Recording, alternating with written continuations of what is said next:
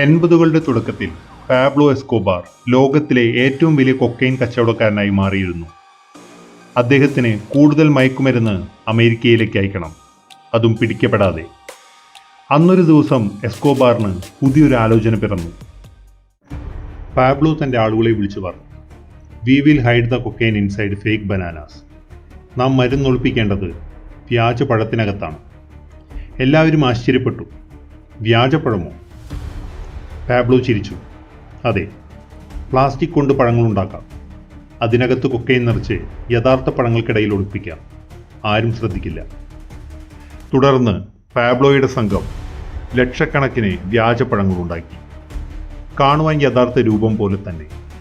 മഞ്ഞ നിറം, മൃദുവായ രൂപം, കൂടാതെ പഴത്തിൻ്റെ മണവും. ഓരോ വ്യാജപ്പഴത്തിനകത്തും 500 ഗ്രാം കൊക്കൈൻ ഒളിപ്പിച്ചു.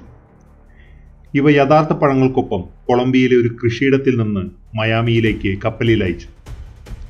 എല്ലാം സാധാരണമായി തോന്നിയിരുന്നു. കസ്റ്റംസ് ഓഫീസർമാരും കയറ്റുമതി സ്ഥലത്തെ പോലീസ് നായകളും ഒന്നും സംശയിച്ചില്ല. എന്നാൽ പിന്നീടാണ് ഒരു അപകടം സംഭവിച്ചത്. മയാമിയിലെ പോർട്ടിൽ ഒരു തൊഴിലാളി ഈ പഴത്തിൻ്റെ ബോക്സ് കൈവിട്ട് താഴെ വീണു.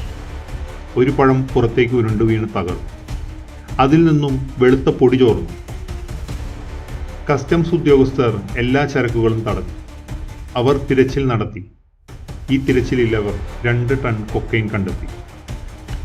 എല്ലാം വ്യാജപ്പഴങ്ങളിൽ ഒളിപ്പിച്ചിരുന്നതാണ്.